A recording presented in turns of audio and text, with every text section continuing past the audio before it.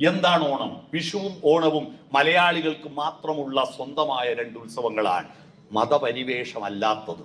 മുസ്ലിങ്ങളുടെ ഉത്സവമാണ് ഇന്നലെ കഴിഞ്ഞ റബീഉൽ അവ്വൽ 12 നബിദിനം, ബക്രീദ്, റംസാൻ, പെരുന്നാളുകൾ.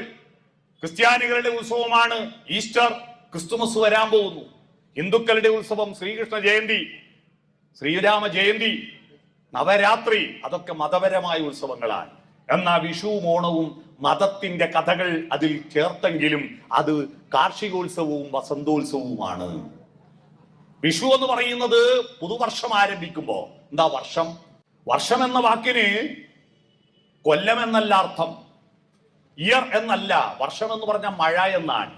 മഴയെ നോക്കിയിട്ടാണ് നമ്മൾ പുതിയ ഒരു വർഷം ആരംഭിക്കുന്നത്. ഹർഷബാഷ്പം തൂകി വർഷ പഞ്ചമി വന്നു എന്നുള്ള പാട്ട് കേട്ടിട്ടില്ലേ? വർഷം മഴയാണ്. പുതുമഴ പെയ്യുന്നത് മേടമാസത്തിലാണ്. ആ പുതുമഴ പെയ്യുമ്പോൾ വിത്തും കൈക്കോട്ടും എടുത്തിട്ട് കർഷകർ വയലിലേക്ക് ഓടും, വയൽ കിളച്ചിട്ട് ആ വിത്തിടാൻ വേണ്ടിയിട്ട്. അതാ വിഷുപക്ഷിയുടെ പാട്ട്, വിത്തും കൈക്കൊട്ടും വിത്തും കൈക്കൊട്ടും. അന്ന് വയലിൽ യൂറിയും പൊട്ടാഷും ഫോസ്ഫറസും ഒന്നും ഇല്ല, വൃക്ഷത്തിന്റെ ഇലകളാണ് അന്ന് വളമായിട്ടിടുക.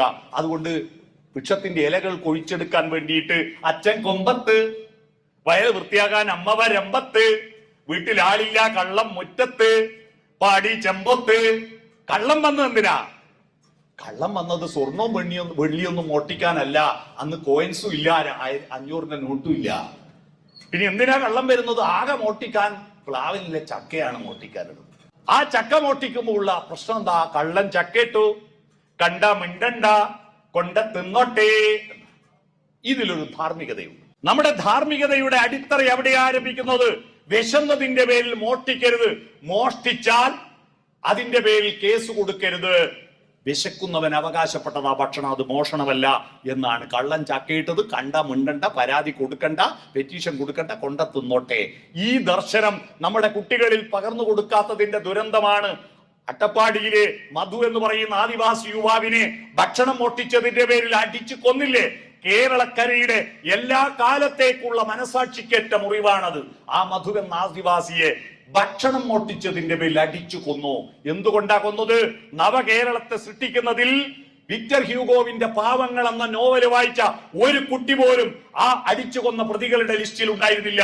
ഒരു കുട്ടി പോലും വിഷുപക്ഷിയുടെ പാട്ടിന്റെ അർത്ഥം ഭക്ഷണം, വിശക്കുന്നവന് ഭക്ഷണം മോഷ്ടിച്ച കേസ് കൊടുക്കരുതെന്ന വിഷുപക്ഷിയുടെ പാട്ടിന്റെ അർത്ഥം പറഞ്ഞു കൊടുത്തില്ല.